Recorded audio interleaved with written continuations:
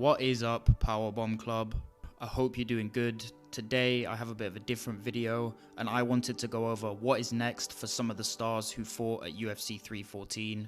Specifically, I want to talk about John Silver, Paddy Pimblett and Alexander Volkanovski. Starting off with John Silver, I mean, what a performance. I don't think a single person in the arena thought John was going to win by submission, let alone a fucking ninja choke. He started off kind of slow and Bryce was keeping him at bay with those side kicks and teep kicks, but it just wasn't enough. Jean started laying on the pressure and landing heavy shots against Bryce before sinking in that choke.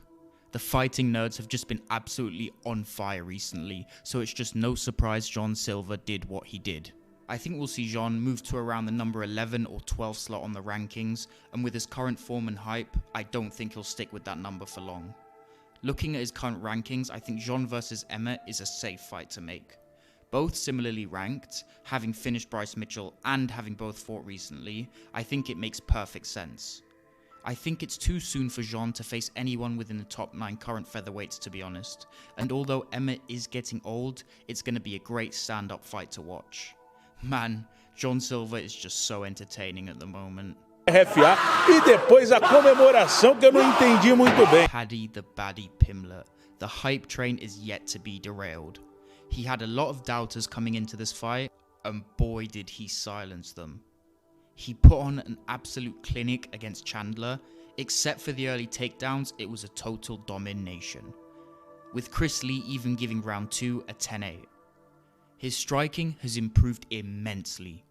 Although I still worry about his guard in terms of where his hands are, his boxing and kicks looked so much better. He did fantastically drifting in between and controlling the void, just leaving Chandler constantly reaching. His power also seemed to improve a lot, hurting Chandler on the feet and eventually getting that round 3 TKO finish.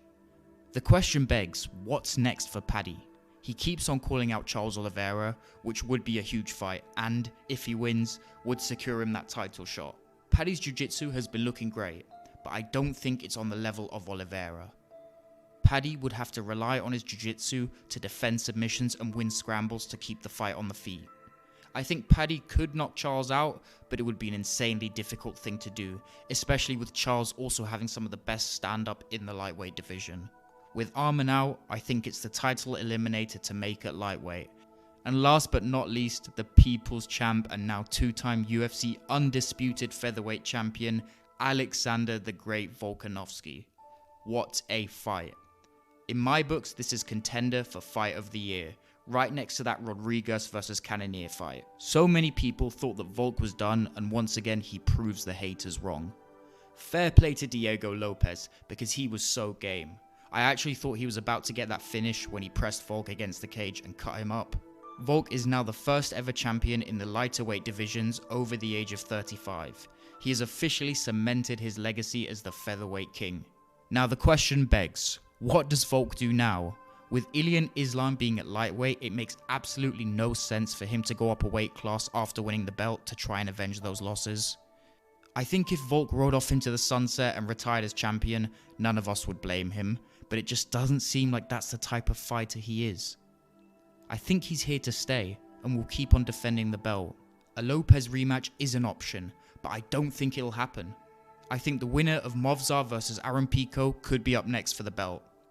Yair also looked fantastic against Pitbull, but only winning 1 out of his last 3 fights, I think he'll need 1 more win under his belt before challenging for the title or those title contention spots. So yeah guys, just wanted to quickly check in and give my thoughts on UFC 314 and what's next for its biggest winners. I wanted to give an honourable mention to Dominic Reyes, the man that beat John Jones, on making a great career turnaround too. As always, make sure to like and subscribe for more MMA related content like this. I'll catch you guys next time. Goodbye.